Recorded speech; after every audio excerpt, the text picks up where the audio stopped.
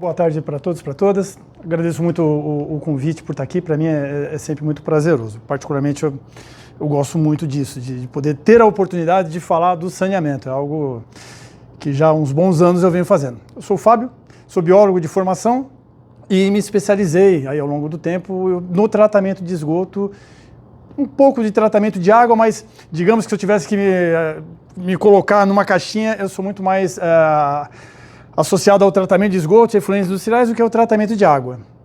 Particularmente, eu acho mais divertido tratar esgoto e efluente industrial do que água. Água é uma coisa muito estequiometria. Você pesou a massa, colocou lá, você já tem uma resposta. Agora não. Tratamento de esgoto, você tem lá os bichinhos atuando, então é mais divertido. Mas ao longo aí em abril, eu faço 30 anos que estou nessa área e gosto muito disso tudo. E aí, hoje, o objetivo é falarmos do objetivo do desenvolvimento sustentável. Eu não vou me lembrar a data, mas a ONU ela cria esse dia de hoje como o Dia Mundial da Água, justamente para alertar as pessoas dos riscos da escassez. E, na verdade, quando a gente fala de escassez, a gente percebe que a nossa forma de educação ela é muito baseada no medo e no pavor e não no conhecimento. Nunca vai acabar a água. Quer dizer, o dia que o planeta acabar, a água vai acabar. Então não tem escassez. Tem perda de qualidade da água. Isso é o que existe. Eu escovar os dentes com a torneira aberta não vai acabar com a água da natureza. Eu jogar esgoto em corpos d'água, em rios, não vai acabar com a água, não vai dar uma escassez. O que vai acontecer é que a qualidade da água vai ficar pior. E aí, essa quantidade de água ela é finita, é um recurso renovável, mas finito. Então, em 1950, tínhamos um volume de água para os habitantes do planeta. Em 2024, temos esse mesmo volume, só que para uma população 3, 4 vezes maiores. E a distribuição desse recurso, indispensável para a vida no mundo, é estupidamente desigual. A gente ostenta e fala, o Brasil tem 12% da água doce do mundo. Realmente somos riquíssimos. Quase tudo está lá na região norte. E não dá para fazer uma tubulaçãozinha, pensando, olhando para o mapa, porque a gente sempre fala lá para o lado de cima, porque a gente sempre vê o mapa assim, acha que o norte está aqui, é só escorrer. Não dá. Aí, a escassez, ela se refere à perda da qualidade, a um crescimento desordenado da população, sobretudo em lugares onde não há uma oferta de água. Hoje, as construtoras erguem prédios sem sequer saber se tem como lançar esse esgoto na rede coletora e se tem água para abastecer esses condomínios gigantescos aí que são construídos. Isso tudo faz com que realmente esse dia da água ele tem que ser uma reflexão, um momento de repensar o que cada um pode se fazer. E dentro disso a gente tem os ODS. Os ODS foram formas que a ONU criou, a OMS criou, a ONU mesmo, de tentar fazer com que toda essa percepção da necessidade de olhar para o meio ambiente e para o ser humano com mais cuidado, criasse formas de ação. Então, cada ODS, os 12 ODS os 14 ODS que tem, cada um deles, eles versam por uma vertente, convidando não só a essa reflexão, mas sim para a ação. E o saneamento, o tratamento de água e esgoto, o que a gente faz aqui, lá na planta de tratamento de efluentes, está inserido nisso. Porém, não só, muito provavelmente aqui entre nós, mas na maioria das estações de tratamento de água e de esgoto, ninguém para pensar na interface que tem com isso daqui. O que eu estou fazendo quando eu estou tratando esgoto? O que é um operador de estação de tratamento de água hoje é uma classe completamente subdimensionada. Não tem um órgão de classe para defendê-lo, não há uma formação específica, não há um plano de carreira, não há nada. Qualquer pessoa pode se candidatar e de repente cair como um operador de uma estação que produz água potável. Água que interage com a gente, que é uma questão de saúde pública.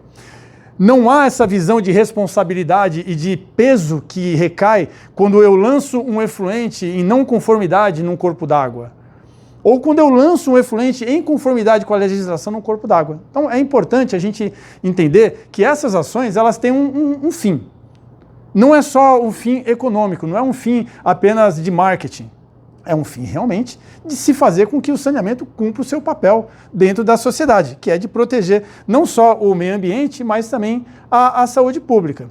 Então, por isso, esses ODS, eles são criados com bases, com pilares voltados para a preservação e conservação do meio ambiente, com olhar para a necessidade humana, para fazer com que todas essas benesses elas não sejam concedidas de acordo com o poder econômico de cada um, com a questão do esgotamento dos recursos, essa visão da sustentabilidade, trazendo a economia circular e todas as ferramentas que permitam com que eu usufrua dos benefícios, dos recursos naturais que existam, sem se preocupar que daqui a algumas gerações isso não exista mais.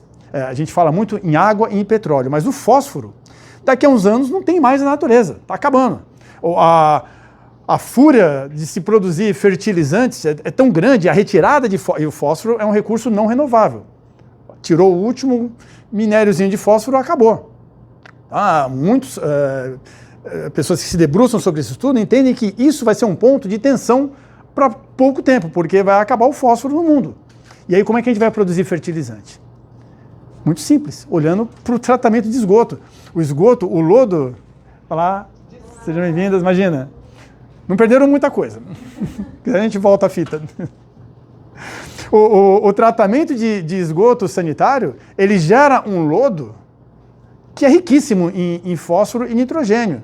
E hoje a gente joga fora, porque hoje a gente encara o tratamento de águas residuais na forma começo, tratamento, descarte, uma forma linear, diferentemente do que propõe a economia circular, que a gente pegar isso e fechar, e reinserir esses elementos novamente na cadeia produtiva. Ou seja, uma estação de tratamento de efluente industrial, uma estação de tratamento de esgoto passa a ser uma estação de recuperação de recursos.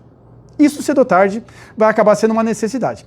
Poucos estados no Brasil já possuem legislação para o emprego do biossólido, desse lodo de ETE, na agricultura. E é algo necessário. Então, essa visão econômica, social e ambiental se junta a essa capacidade de aplicação, de se criar mecanismos de viabilizar práticas que garantam exatamente o atingimento de metas. E esse é um grande problema para um país como o nosso, né? Então, por exemplo, a gente tem até 2033 que está logo ali, e isso já foi estabelecido há muito tempo, para universalizar o saneamento básico. Quer dizer, todo mundo, 100% da população? Não, isso é praticamente impossível. Acesso à água potável, sim, esgotamento sanitário, acho que se prevê uns 90 e pouco, é menos de 100%. Mas jamais, assim, fosse para apostar, aqueles bet que agora está na moda, se apostar que vai conseguir, deve estar 50-1, você fica milionário se conseguir, você vai colocar R$1 no vai conseguir universalizar, e se em 2033 universaliza, você fica milionário para 3 gerações. Porque é muito difícil, a gente vai ver que os recursos aportados no saneamento é muito pouco. E aí, então, a criação desses objetivos e dentro desses objetivos, subobjetivos e todos eles sempre muito atrelado com a contextualização e a prática. Quer dizer, não é só ser um mero elemento para fazer um quadro bonito, porque as cores são bonitas, os desenhos são bonitinhos, né? Não é para virar uma palavra vazia. Quando a sustentabilidade aparece nos verbetes aí para a gente usar, todo mundo adorava falar em sustentabilidade. Aqui tem sustentabilidade. O que é a sustentabilidade? Onde você enxerga essa sustentabilidade? Então, não há nem clareza muitas vezes. E os ODS, a tentativa é não cair nesse mesmo erro. E dentre eles tem aqui o ODS 6, água limpa e saneamento. Quer dizer, a disponibilidade da água para todos e a gestão desse recurso. Porque quando a gente fala em disponibilidade, não dá para dissociar da gestão. Disponibilidade, razoavelmente, não é um grande problema para nós. É um problema, mas não tão grande. Gestão, esse é um grande problema, haja vista a crise hídrica que a gente passou há uns anos atrás. Precisou, aliás, como é de costume, é necessário chegar ao problema para a gente ver o que a gente faz atrás da solução. Esse episódio da pandemia talvez seja um ponto fora da curva em termos de resposta imediata por conta da urgência e da pressão mundial. Agora, isso aqui não é uma preocupação nossa.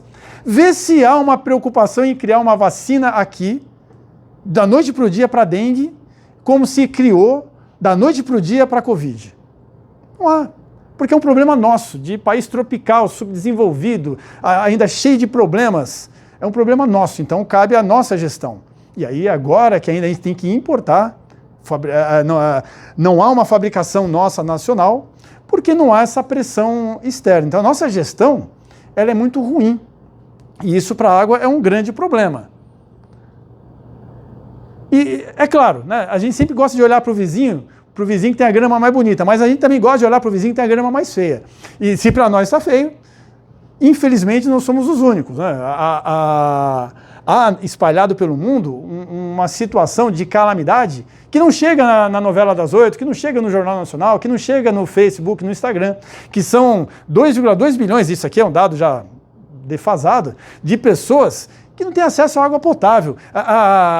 Isso daqui, onde que está? Aqui, 3 bilhões de pessoas sem acesso a lavar a mão depois que sai do banheiro. Então isso é muito importante para a gente falar para as pessoas por aí afora que tem um banheiro, tem água, tem sabonete, entra no banheiro, faz o xixi e sai sem lavar a mão.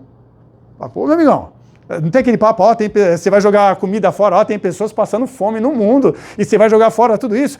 Tem pessoas que não têm onde lavar a mão e você não vai lavar a sua mão. Lava a sua mão, porque isso daqui, para 3 bilhões de pessoas, é luxo, não se tem. Então, a situação nos países pobres do mundo é claro, é muito pior do que a nossa aqui. Se bem que se a gente for para a região norte, a gente não vai encontrar talvez cenas assim, mas vai encontrar cenas bem parecidas. E lá a ironia, aquela ironia amarga, porque é onde tem mais água no Brasil, e as pessoas não têm água boa para beber, porque elas montam suas casas de palafita, não tem rede de esgotamento, não tem coleta de resíduos sólidos, muito pouco a coleta de resíduos sólidos, então vai tudo para onde? A gente joga nas ruas, eles jogam nos rios. Então a falta da água potável na região norte é assustadora, e a gente vai ver que isso se reflete em números. De cá que fica mais fácil. Aqui a gente tem um exemplo de... Não, eu fico fazendo sombra. Mas só assim, né? Então, no Brasil, quem nasce na região, principalmente na região sudeste, sobretudo em São Paulo, você nasceu em São Paulo, cresceu em São Paulo, morreu em São Paulo, não saiu de São Paulo, nessa questão do desenvolvimento, do saneamento, é como se você morasse em qualquer país da Europa. Nós, desde a década de 90... São Paulo, ele está à frente, mas muito à frente dos outros estados. O programa de despoluição do Rio Tietê, que começa lá na década de 90 com o Fleury, que prometia que no final da década ele estaria nadando lá no rio, não dá para fazer isso. Mas esse projeto do Rio Tietê, que captou dinheiro pra caramba, enfim, né? Ele trouxe como benefício a criação das grandes estações de tratamento de esgoto que a gente tem hoje na região metropolitana. Fazendo com que nós tenhamos aqui na região sudeste índices altíssimos de tratabilidade capitaneada por São Paulo. Em contrapartida, na região norte é muito ruim e por mais absurdo que possa parecer no nosso imaginário, que a gente acha que a região sul é uma região rica e culturalmente mais refinada, mas lá também em termos de saneamento é muito ruim. Para ter uma ideia, aqui deu uma bugada, né? A gente tem hoje no Brasil mais de 9 mil toneladas de esgoto sendo lançada no corpo d'água. 9 mil toneladas por dia. E isso, é claro, é um valor subestimado, porque não dá para se medir onde não se pode entrar. A gente tem um monte de aglomerados urbanos, que agora parece que já pode falar que voltou a se chamar de favela, que não é mais ofensivo, que você não tem como mensurar quantas pessoas moram ali. Então não tem como medir. Esse número aqui é muito maior. E isso até ajuda a explicar o problema que é lançar esse esgoto no rio, porque o esgoto nada mais é... O que é o esgoto? O que é? É algo ruim? É algo bom? É uma água suja? Esgoto nada mais é do que água potável. Suja, por nós. Então, acabei de ir no banheiro, acabei de mexer em alguma coisa, estou com a mão suja, abro a torneira, está saindo água potável. Pego o sabão e sabão. Quando eu coloco a minha mão embaixo dessa água potável que está saindo da torneira, ela cai na minha mão e leva o sabão e a sujeira, aqui já é o esgoto. O esgoto tem 0,1% de sólidos. 0,1% de sólidos. Sem contar os gases, né? Mas só em termos de sólido. É muito pouco. Só que aí a gente entra nessa questão da filosofia da porcentagem, né? Aqui no Brasil, a gente fala em porcentagem e nem entende, acha que 100% é muito, 1% é pouco, 0,1% é nada. Bom, isso é relativo. isso é aplicado em qual montante? 0,1% da fortuna do Bill Gates resolve a vida de 15 gerações de todo mundo aqui. 0,1% do que eu ganho, vocês vão pedir, fazer marabales no semáforo lá com muita certeza. 0,1% aplicado ao montante de esgoto gerado por dia é sólido pra caramba, que é jogado diretamente nu e cru nos corpos d'água. E aí, apenas menos de 4 mil toneladas por dia são encaminhadas para tratamento coletivo, para as estações de tratamento de esgoto. 1,1 mil toneladas são tratadas, e aí quando a gente fala tratado é pura força de expressão, em soluções individualizadas. Fossa séptica, que não vai funcionar na maioria das vezes. E quando funciona, é mais ou menos. Aí, 1,7 mil é coletado, mas não é tratado. Isso também é muito usado como golpe de marketing. A minha cidade tem uma cobertura de esgoto de 80%. Mas quanto é tratado? 30%. Assim, a grande preocupação inicial é afastar o esgoto do cidadão, da cidadã, tirar ele de perto. Por isso, óbvio, vamos investir em redes. Até porque para o esgoto chegar na estação de tratamento de esgoto tem que ter rede. Tem estações de tratamento de esgoto que é gigantesca e está recebendo um filetinho de esgoto porque não tem rede para levar para lá. Mas tem que ter rede e estação de tratamento de esgoto. Os dois têm que ser iguais. Então, 1,7 mil toneladas por dia são coletadas, afastadas e descarregadas num corpo d'água. Junto com mais 2,4 mil toneladas que são despejadas assim, sem vergonhamente direto no corpo d'água. E aí, quando a gente olha para o país, a gente vê que realmente a região sudeste e centro-oeste, em termos de parcela da população com esgotamento sanitário adequado, há uma desigualdade que reflete todas as desigualdades que a gente enxerga no nosso país. Não há uma equiparação de possibilidades.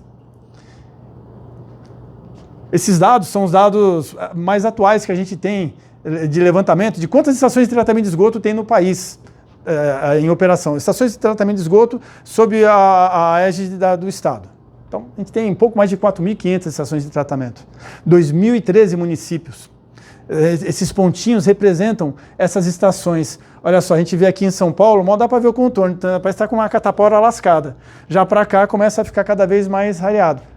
Tá certo que isso também é algo a ser levado em conta. A quantidade de pessoas que tem aqui e a quantidade de pessoas que tem aqui são diferentes. Mas também são pessoas. Aqui pode ser 1 milhão de pessoas que não têm saneamento e representa 1%, sei lá, só chutando. Lá pode ser 1.000 pessoas que estão sem saneamento e representa 20%. Mas são menos pessoas, mas são pessoas sem acesso ao saneamento.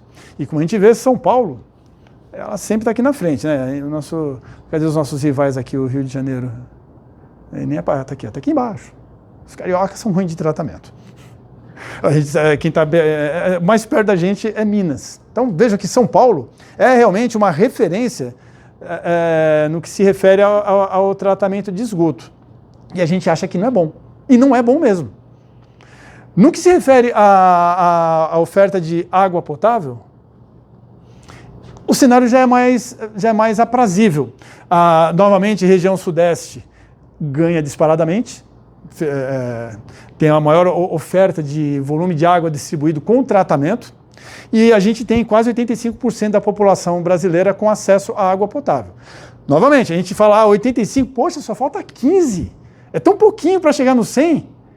Mas quantos são 15% da população brasileira? Quantas pessoas, quantos CPFs são nesses 15%? É muita gente. É por isso que, novamente, né, nesses dias onde deveria se haver um movimento de reflexão, a gente deveria pensar justamente nisso. Eu estou aqui nessa faixa boa, bonita, mas essa galera que está para cá, como que está? O que eu posso fazer para colaborar? Qual que é o meu papel para colaborar? É economizar água? Tudo bem. É ter uma atuação política cobrando os meus representantes, instruindo os menores para poder ter essa visão de cobrança. Enfim, a gente teria que pensar, e a gente nem sabe o que fazer, porque a gente nem para pensar o que fazer. O que eu posso fazer, eu como cidadão, para contribuir na reversão de um quadro desse? Quando a gente trabalha, por exemplo, num lugar, numa indústria, num comércio, o nosso papel é exatamente mais assertivo, porque aí eu tenho condição de contribuir efetivamente, tensionando o lugar a entender que as questões do meio ambiente são importantes, que não é gastar dinheiro, é investir. É investir. É investir na própria empresa, porque ela não está dissociada do meio ambiente. Ela não está dissociada da sociedade que o cerca. Então, ao lançar um efluente maltratado num corpo d'água, em algum momento, essa conta chega para ela. Ela vai ser, em algum momento, vitimizada por aquilo que ela ajuda a contribuir. Daí a importância de que os complexos industriais entendam: eu não preciso usar água potável para tudo, para algumas coisas eu preciso. Preciso usar água de boa qualidade. Mas, dependendo do processo industrial, a gente pode usar água de reuso. A água de reuso no Brasil não tem nem regulamentação legal, não há uma legislação.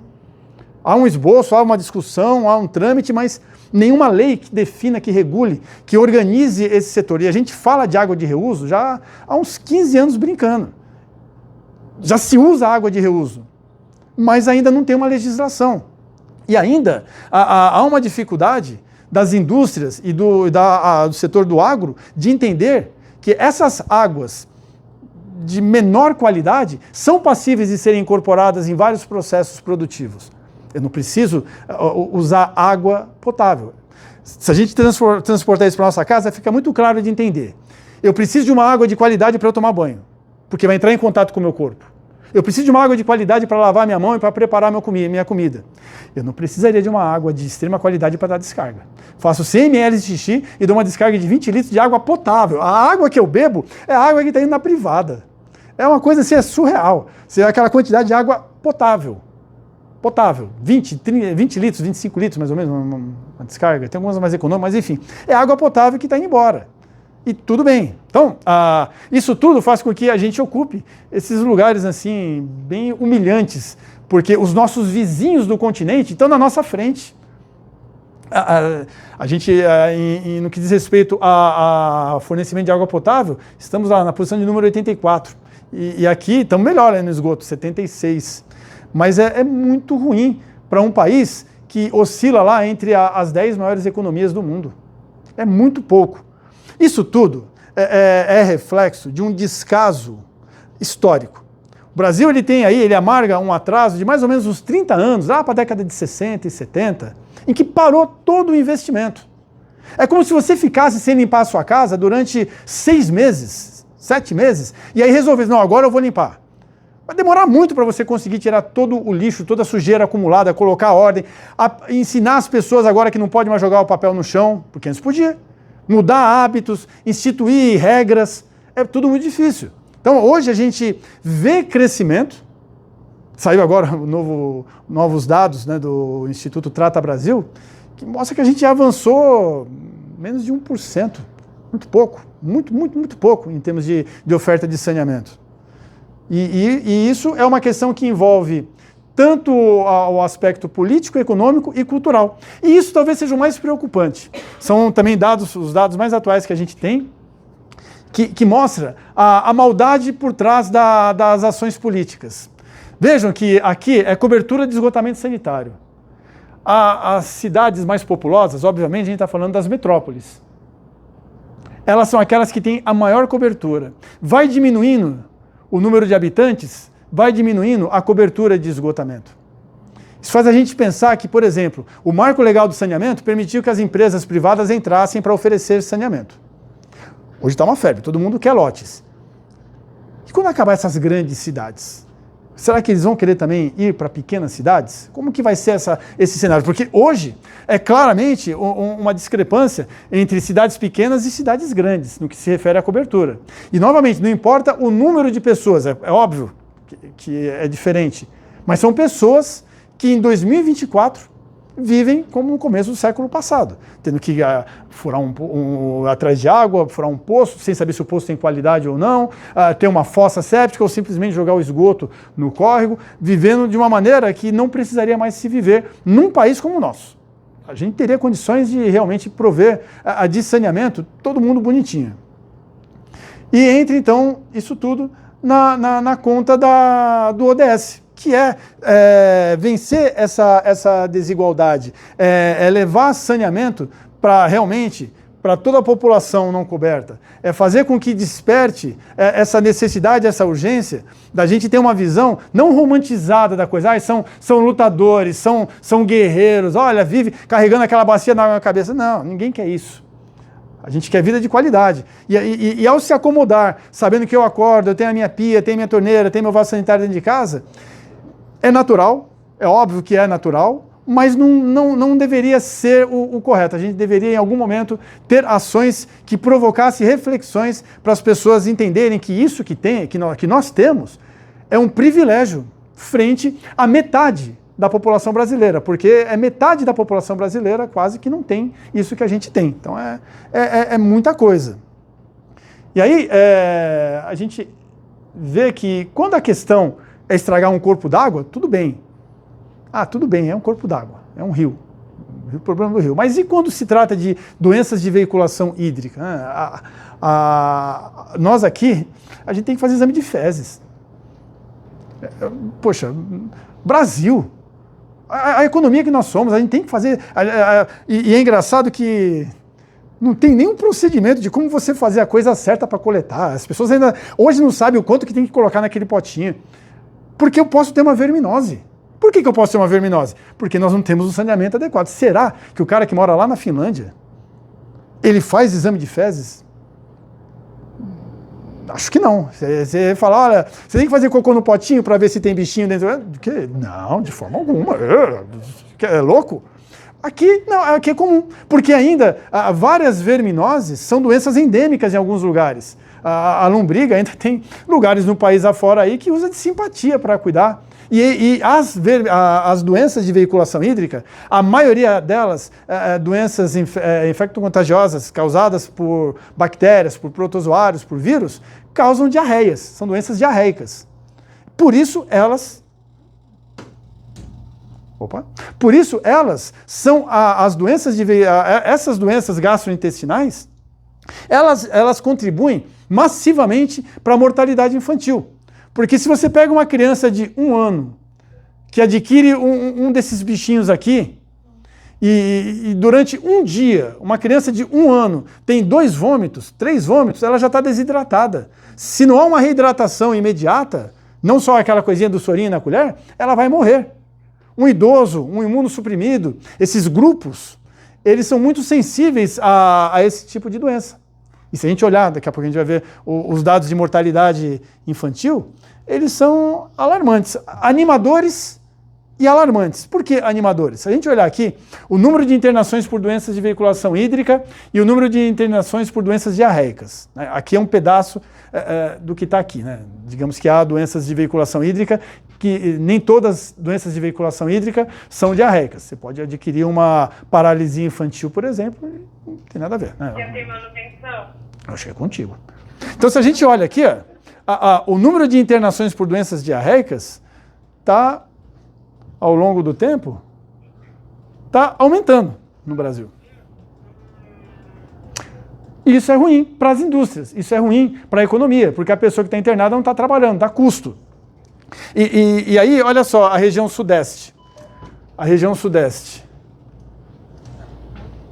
aumentou também um pouquinho. Mas se a gente olhar para a região nordeste, olha como o aumento é muito maior. Não, desculpa. Esquece, está ao contrário. Ele está diminuindo. Eu fui bem inteligente, eu coloquei de lá para cá. Nós temos a diminuição. A região sudeste vem diminuindo.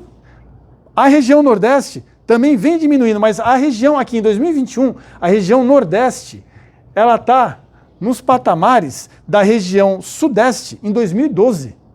Quer dizer, precisou 9 anos para a região nordeste atingir níveis de doenças de internação por doenças diarreicas da região sudeste. Isso é muito enfático, novamente, em ilustrar as diferenças regionais que a gente tem. E que reflete aqui, nas despesas com internação. Quer dizer, custa dinheiro para o Estado. E quem paga isso somos nós, indiretamente. Novamente, a gente percebe que há uma diminuição. Agora falando certo, não olhando direito. Há uma diminuição. Mas, novamente, a gente percebe que algumas grandes regiões, como a região Nordeste, principalmente a região Nordeste, e a região Nordeste é a mais emblemática, ela vem caindo, mas ainda hoje ela tem patamares que se remete ao 10 anos atrás aí de qualquer outra região, de outras regiões como a região sudeste ou mesmo a região norte. Quer dizer, isso mostra também como há uma desigualdade na ação política e de gestão. A oferta de rede, o crescimento em termos de oferta de rede, de água e de esgoto. Também, aqui a gente tem um crescimento, tanto de água como de esgoto, mas, novamente, a gente enxerga as mesmas diferenças. Há regiões onde esse aumento é muito mais expressivo, novamente a região sudeste se destacando, e há regiões, a coitada da região norte aqui, quase não aparece no gráfico. Ou seja, em 11 anos, o que aumentou em termos de rede de extensão de rede, de quilometragem de rede de esgoto? Muito pouco. Agora imagina só, em 11 anos, quanto não aumentou essa população da região norte? Quer dizer, o cenário ele é bem problemático, né? Houve um crescimento global de 39% e de 33%.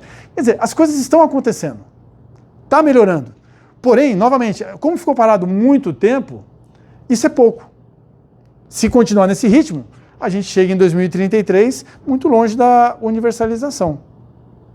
E não faltam argumentos para que isso seja diferente. Essa relação entre cobertura de esgotamento sanitário e doenças diarreicas é muito expressivo.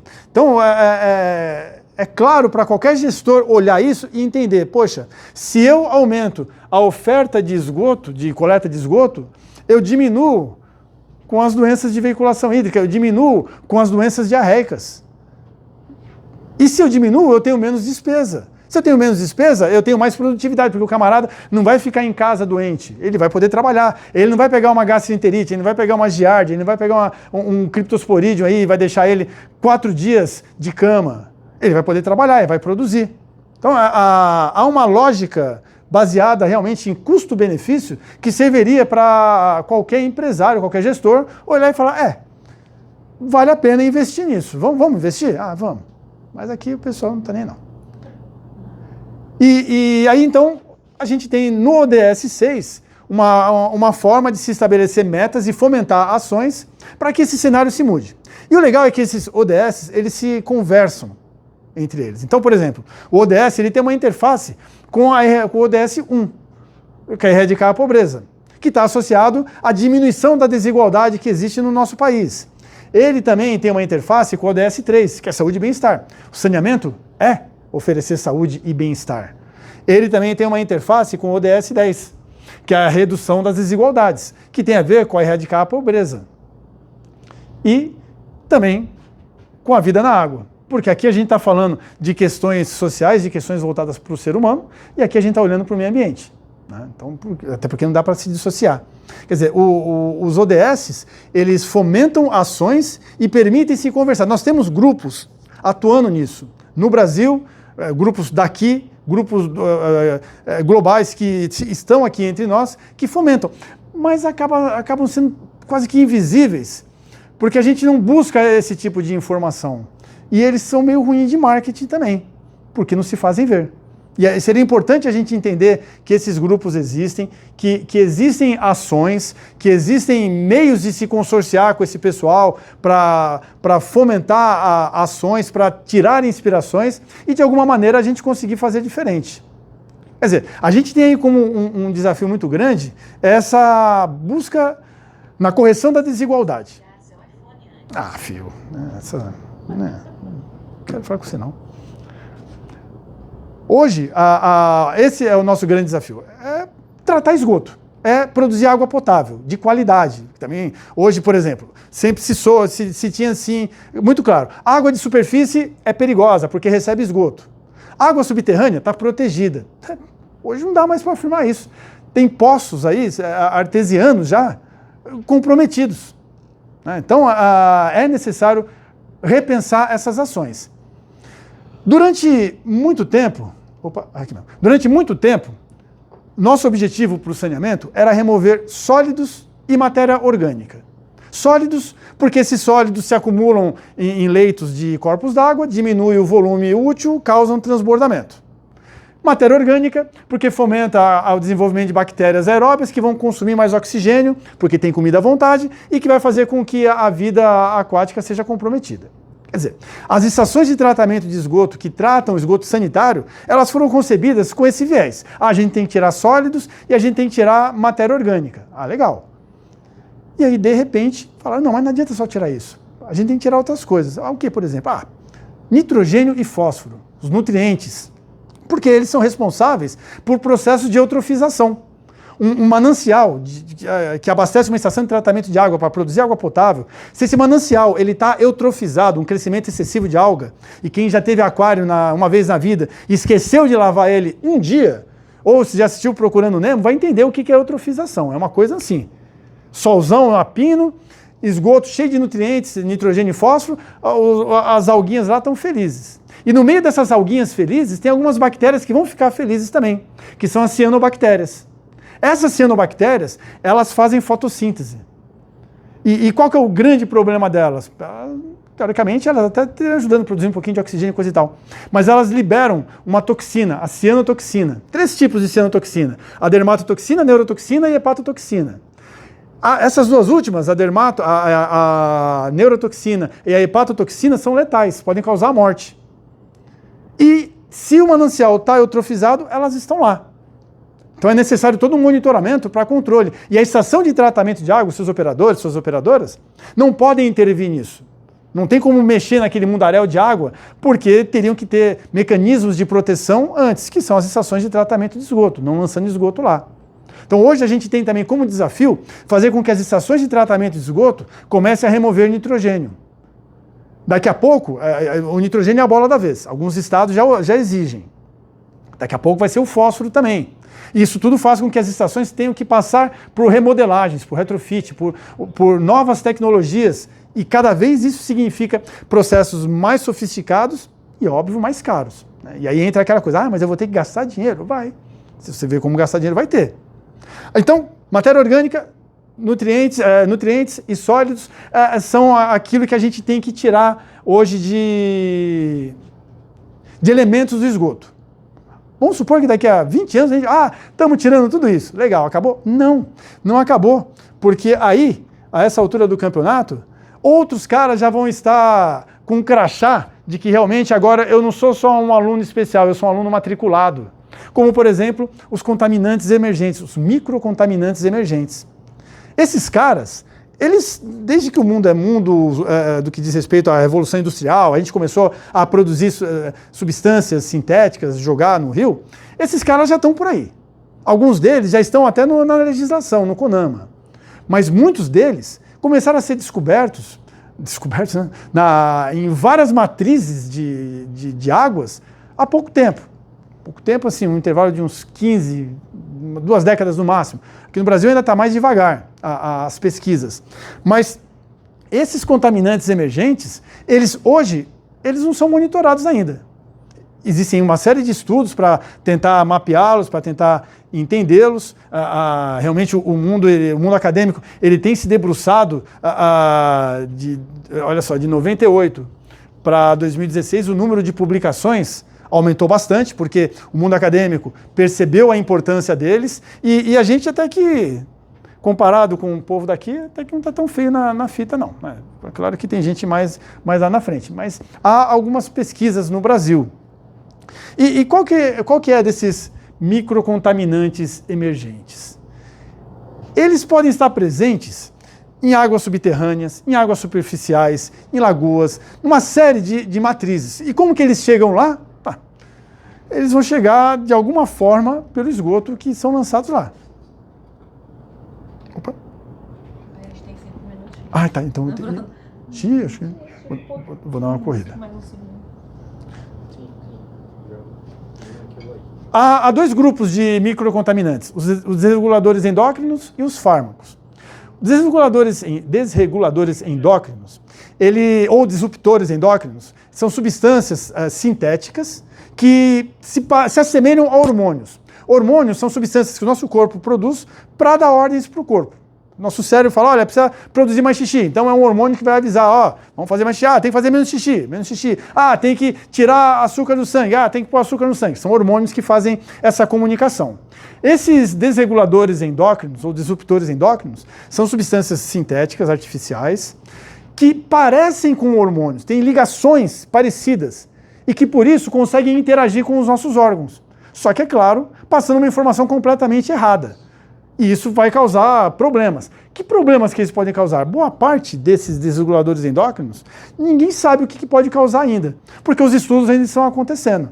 É muito complicado você acusar uma substância de que realmente ela é perigosa para a saúde humana. Até hoje, por exemplo, os trialometanos, os THM, tão terríveis como subproduto da desinfecção em água, eles hoje não há uma constatação evidente de que causam câncer em seres humanos. Há uma constatação evidente que eles causam câncer em ratos camundongos. É o suficiente para colocar eles lá o IARC, que cuida dessas classificações, e colocar ele lá num grupo de atenção. E aí a gente regula isso na legislação para controlar essa substância. Quer dizer, como são substâncias que passaram a ser estudadas há pouco tempo, há toda uma série de estudos associados a uma relação casual. Opa, ingeri, aconteceu isso. Qual dose? Quanto tempo? Então é muito complicado ainda esse processo. E aí eles vão interagir em vários órgãos do nosso sistema endócrino, podendo causar uma série de problemas. Exemplos aí é o que não nos faltam. Desde que exemplos mais antigos, como o DDT, que já está lá no CONAMA, até os mais novos, que aparecem com mais ênfase por conta desse salto que houve no caminho da industrialização, sobretudo em relação ao plástico. Os fitalatos são muito comuns hoje. A gente tem os bisfenol A, alquifenol, hormônios endógenos sintetizados pelo organismo ou hormônios sintetizados em laboratórios. Novamente, o que eles podem causar? Há algumas suspeitas, mas a confirmação de que essa dose ela pode provocar isso, ainda não há. Por isso, eles não estão no CONAMA. Por isso, eles não estão ainda sujeitos a um valor máximo permitido. Por isso, eles não são monitorados. E por isso, a gente bebe água com eles, por enquanto, e fala para o corpo, ó, pode beber que não tem problema, tá? Não pode dar ruim. Ninguém sabe se vai dar ruim ou não. E eles também, então, eles são encontrados em águas naturais e efluentes de estações de tratamento de esgoto, mostrando que as tecnologias de tratamento de esgoto não são eficazes para removê-los, até porque não foram pensadas para esse tipo de coisa. Eles são chamados de microcontaminantes porque está em concentração traço, micrograma, nanograma. Aqui no Brasil, a gente ainda nem tem laboratórios com poderio analítico para determinar alguma dessas substâncias. Tem que mandar para fora, então é bem complicado. Os fármacos também está dentro desses grupos, junto com os disruptores endócrinos. Opa. E é a mesma coisa, a quanta de medicação que a gente não ingere. Né? E é assim, quando a gente ingere um medicamento, não é 100% metabolizado e absorvido pelo nosso corpo. Né? Dependendo do medicamento, há uma porcentagem que é excretada pela urina intacto. Isso tudo vai para o corpo d'água. Imagina só as dipironas da vida aí, né? O quanto que a gente não joga a cafeína. E aí também eles são encontrados numa série de matrizes ambientais e também em efluentes de estações de tratamento de esgoto, mostrando também que não são capazes de removê-los. Que está até contaminando os alimentos, né? Peixe. Exatamente. Acaba tendo uma bioacumulação, porque boa parte desses fármacos são lipossolúveis, então vai se acumulando e a gente vai ingerindo. E como não há uma clareza de dose, exposição e causa, não dá para afirmar nada. É muito difícil. Porque você tem uma série de fatores, você teria que pegar um grupo de pessoas, isolar num lugar e obrigá-los durante um bom tempo a ingerirem, a cuidar da saúde deles, sabe, comidinha impecável, dieta maravilhosa. Só que vão ingerir uma quantidade de um desses aí. Aí vai fazendo exame, não aconteceu nada, então essa dose está boa. Aí eu começaram a morrer. Essa dose aqui, a gente faz isso com rato, com camundongo. Mas com ser humano, não pode fazer. E aí, esses são os mais encontrados em águas brasileiras. A gente tem os hormônios aqui disparadamente, os antibióticos vindo logo na seguida, e cafeína, chegando também bem atrás nas nossas águas. E E ainda não há uma clareza, até mesmo de quem deve estar à frente, de que haja um problema sério por conta da concentração ser muito baixa. Então, por exemplo, a OMS lançou esse documento dizendo que o fármacos ele ocorre em águas naturais e tratadas com concentrações bem inferiores à terapêutica, o que diminui a probabilidade de causar efeitos adversos em humanos. Só que a gente está falando de que quando eu tomo um remédio, é ele sozinho, hein? Não é observado a ação sinérgica dele se interagindo com outros elementos presentes também nessa água. E eles também, a OMS nesse paper, nem faz alusão aos desreguladores endócrinos, mostrando que de fato há ainda falta de clareza. E aqui só para ilustrar rapidinho, né? Que as estações de tratamento, tanto de esgoto como de água, elas ainda não são preparadas e nem pensadas para remover esses microcontaminantes emergentes. Até porque, por lei, eles não são obrigados a fazer isso. Não há uma legislação que os obriguem a monitorar o que está entrando e o que está saindo. Esgoto, a mesma coisa. E aí, dentro desse grupo dos emergentes, a gente tem os microplásticos, que está no auge deles. Já há uns anos atrás eram os fármacos e os disruptores endócrinos. Agora são os microplásticos. Recaem sobre os microplásticos as mesmas perguntas, dúvidas e falta de conhecimento. Porque começou-se a estudar muito pouco. Achou microplástico na água, não sei aonde que as pessoas bebem, no alimento, no peixe, não sei aonde. Tá, isso faz mal? Desde quando a gente não bebe água com esses microplásticos? Então,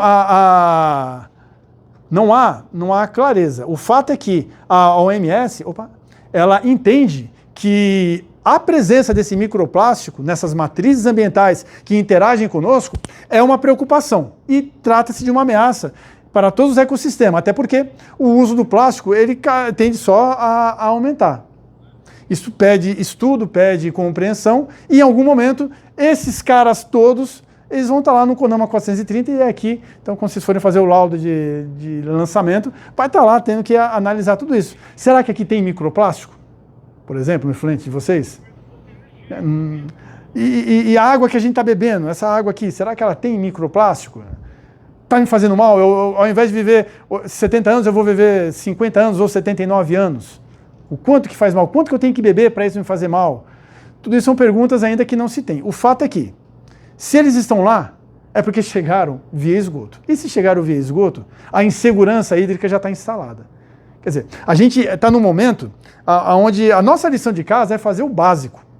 É tirar a matéria orgânica. É fazer aquilo de 1960 e 50 ainda. Tirar a matéria orgânica e sólida dos nossos esgotos. A gente nem tem capacidade e competência ainda de pensar em nutrientes. Muito menos de chegarmos aqui. Porque a gente ainda tem metade do país para atender. Então, em dias como hoje, seria importante a gente perceber com clareza que o saneamento no país, ele vem avançando a passos lentos, mas ele avança, e que ele pede da gente esse olhar atento, ver as notícias, realmente se inteirar, para pelo menos se incomodar. E que esse incômodo gere pelo menos uma postura crítica, que seja reproduzida e que provoque discussões. A gente precisa conversar sobre o assunto, fazer parte das pautas diárias. Entender que uma estação de tratamento de esgoto tem a sua importância, que não é um investimento perdido, é realmente algo importante. E trazer a ODS. Tem um monte de grupos que fazem palestras, trabalhos voluntariamente e que levam para esses lugares uma visão de como poder fazer a coisa acontecer dentro do poder de cada um. Então, é algo bem interessante para se pensar. Conseguiu 5 minutos? Então, é isso aí que tinha para trazer para vocês. Espero que tenha sido isso que vocês tenham pensado, que tenha ido ao encontro daquilo que esperavam. Ótimo, obrigada. Obrigado. Fiquem à vontade. Obrigado pela MBA Free aí. Oi? Obrigado pela MBA Free. Bom, então não sei. Somente agradecer mesmo você, a contribuição. A gente começa a tomar um pouco mais de cuidado com as coisas à medida que a gente vai tomando conhecimento delas. E é o que você trouxe, um pouco mais de conhecimento para nós, e aí eu agradeço muito. Imagina, eu agradeço por poder ter a oportunidade. Obrigada, viu? Valeu.